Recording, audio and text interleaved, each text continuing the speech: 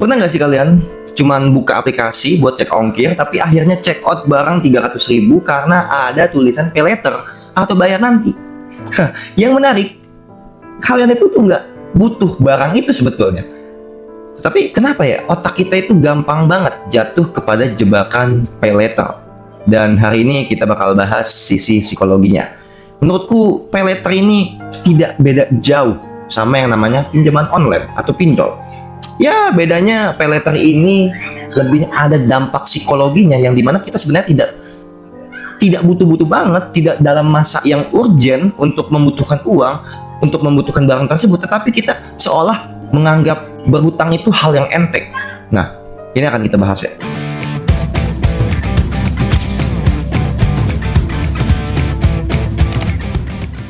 Oke, halo, nama saya Maksud Habib Suara, mahasiswa hukum dan neuropsikologi.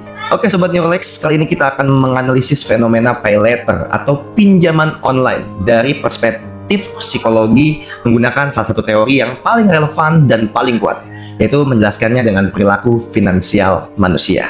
Aplikasi e-commerce dan transportasi online itu sekarang menyediakan fitur yang namanya pay later. Observasi yang saya temukan di dalam sosial media, kemudian melewati forum wawancara dan juga komentar-komentar netizen, itu menunjukkan bahwa penggunaan pay later itu terjadi secara impulsif. Awalnya tidak ingin berbelanja apa-apa, tetapi karena tampilnya fitur bayar belakangan atau pay later ini membuat mereka langsung seolah check out.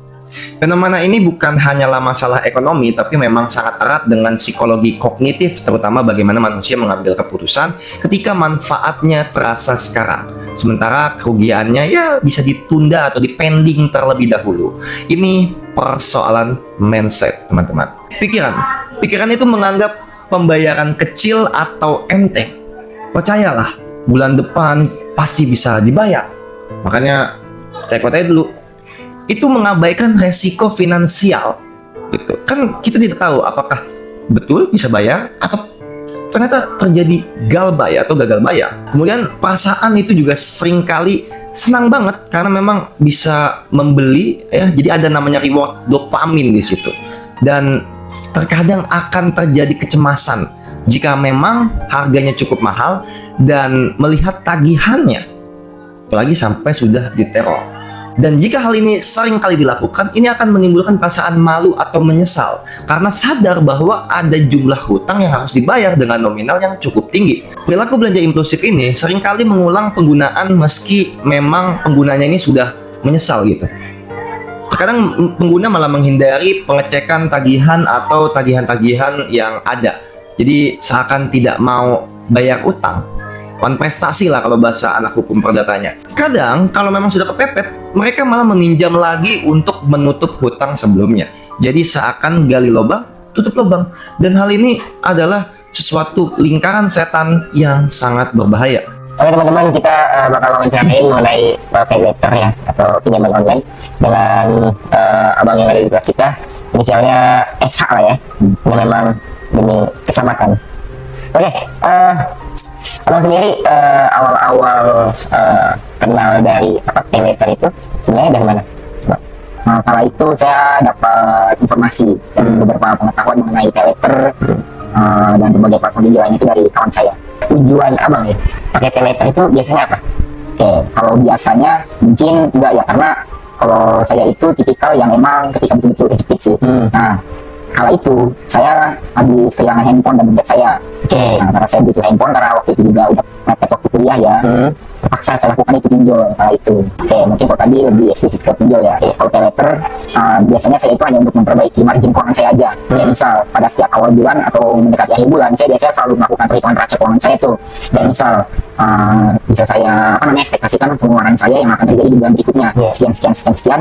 Ketika saya udah menemukan hasil sisa dari uang dingin saya di bulan berikutnya, kalau misalkan saya merasa itu aman, saya tidak akan menggunakan pay later. Tetapi ketika emang saya merasa itu tidak aman, saya akan mengalokasikan beberapa kebutuhan dengan menggunakan pay later. Seperti itu. Oke. Sebenarnya pay later sama pinjol teknologinya sama lah. Mungkin kalau menurut saya pay later nih lebih menghaluskan ya. Menghaluskan. Jangan namanya pay later. Iya. Jadi pinjaman gitu. Itu mungkin salah satu ini ya ya teknik marketingnya seperti itu.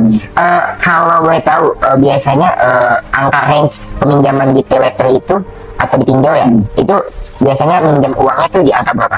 Oke, Dan yang paling tinggi berapa? berbicara seputar nominal ya, itu variatif karena ada beberapa indikator yang menentukan hal tersebut. Yang pertama itu dari usia nomor telepon. Semakin tua usia nomor telepon kita, kayak misal 1 2 tahun, itu kita bisa dapat di angka range 2 juta ke atas. Itu untuk pinjol ya. Dan pay letter biasanya di beberapa platform itu sama untuk pengguna awal, sampai dia per sekali minjam dengan pembayaran 3 sampai 5 kali itu baru ada kelipatan limit berikutnya. Nah, seperti itu. Kalau paling tinggi, abang pernah minjem berapa? Paling tinggi, kalau paling tinggi saya sendiri dipinjol. Waktu itu tembus 30 juta. Wow. Ya, Nah, tapi kan gini, terkadang ada problematika saat kita pinjol atau pay letter itu kan pasti ada yang namanya penagihan ya kan, penagihan, dan itu kan banyak orang yang nggak suka atau bisa dibilang risih lah dengan ada penagihan itu. Itu bagaimana bang? ya sebenarnya sih hal itu lebih ke konsekuensi daripada peminjaman. Nah, tapi kalau saya sendiri terkait penagihan ya, baik kolektor datang ke rumah atau pihak penagih datang ke rumah, saya belum merasa kayak hal itu terjadi pada saya. Karena tadi saya bilang itu saya melihat beberapa celah di dalamnya. Seperti itu.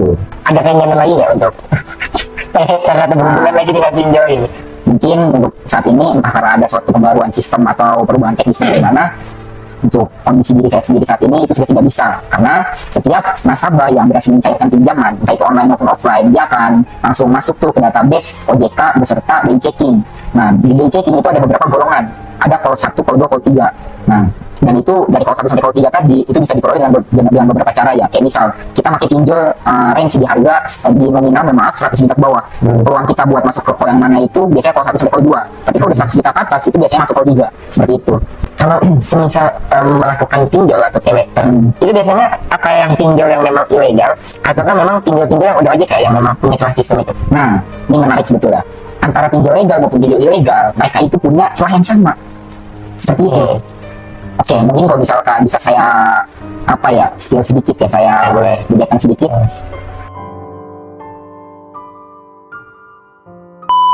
Fokus pada teori psikologi utamanya, yaitu prospek teori yang dikemukakan oleh Kahneman dan Tversky. Kita hanya akan pakai teori ini sebagai kerangkanya untuk menganalisis bagaimana pay letter ini bisa bekerja dalam psikologi manusia.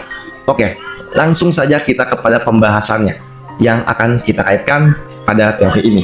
Kenapa bayar nanti itu terasa lebih ringan? Nah, dalam perspektif teori psikologi keputusan ini, pay letter dirancang memang agar otak kita menganggap keuntungan jangka pendek itu lebih penting daripada kerugian jangka panjang.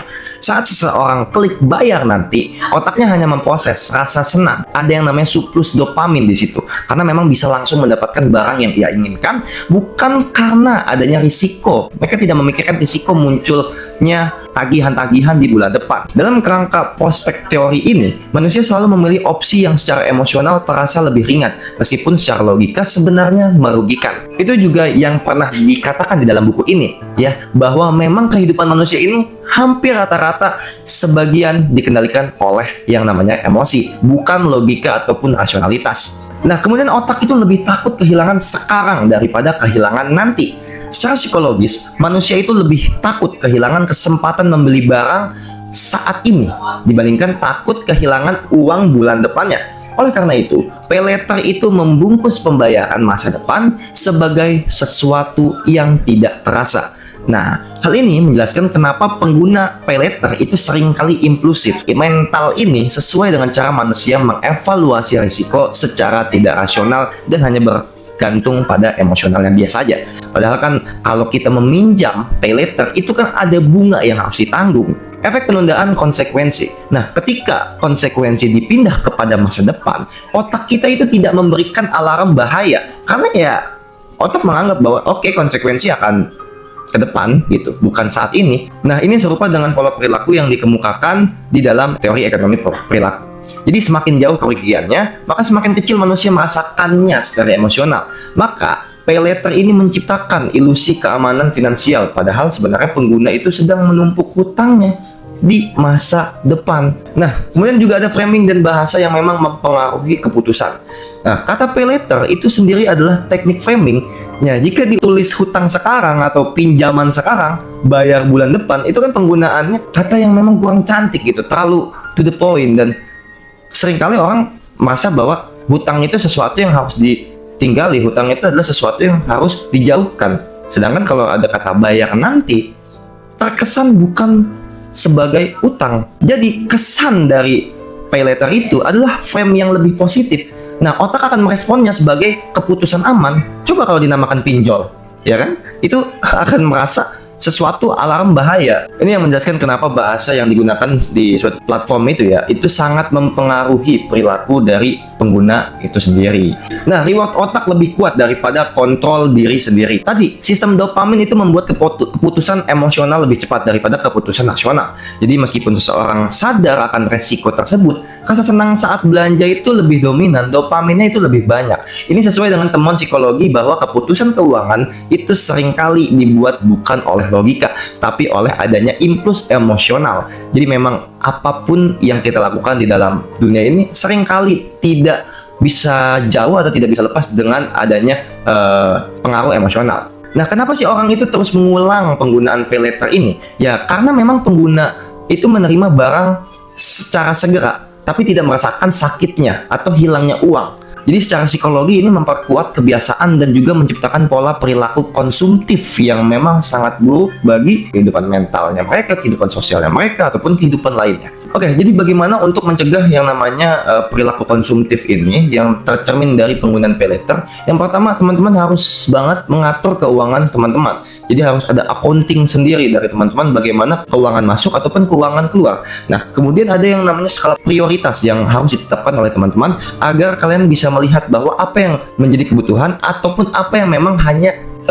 dibutuhkan nanti lah atau tidak menjadi urgensi dalam kebutuhan tersebut. Jadi ada prioritasnya, apa prioritas primernya, prioritas sekundernya ataupun prioritas tersiarnya. Makanya financial education ini perlu banget diterapkan oleh generasi saat ini, khususnya Gen Z yang memang saat ini tidak mudah untuk mendapatkan pekerjaan, tidak mudah untuk mencari uang karena memang saat ini complicated sekali dunia saat ini. Jangan pernah meremehkan pay later ini kalau kalian mau aman. Dari pengalaman sendiri, ada nggak secara mental atau psikologis yang dihasilkan dari pay later ini? Perasaan yang saya terima pada kala itu di awal-awal saya minjem ya, jujur saya bingung karena kondisi baru lulus SMA, nunggu waktu kuliah ya kan, dimana juga kita lagi banyak butuh kebutuhan buat nutupin kehilangan yang tadi saya ceritakan ya kan. Bingung, ini gimana cara bayarnya? Apalagi kan yang namanya HP nggak ada 12 juta saat itu ya kan. Nah, sampai pada waktu itu teman saya, salah satu kawan saya yang mengenalkan saya dengan pinjol itu, dia bilang ada celahnya bro. Oke, yang ini bang, saya kira bagaimana saran atau abang bagi mereka yang ingin mungkin melakukan pinjol, apakah ada saran dari abangnya atau misalkan bagi mereka yang gagal bayar? Oke. Pesan dari saya ya, untuk yang belum pernah berkecimpung dalam hal tersebut, diusahakan jangan sampai ya, karena sebagaimanapun juga yang namanya uang tetaplah uang gitu. Setiap ada uang yang kita gunakan pasti bakal ada sesuatu, bakal ada bagian keuangan atau lini keuangan yang harus kita tutupi juga gitu. Dan ada pun pesan untuk apa tadi, apa ya, pelaku gagal ya, jangan panik. Panik itu hanya bikin kita serba takut gitu. Itu aja sih. Oke, makasih banyak nih dengan abang Eshak ya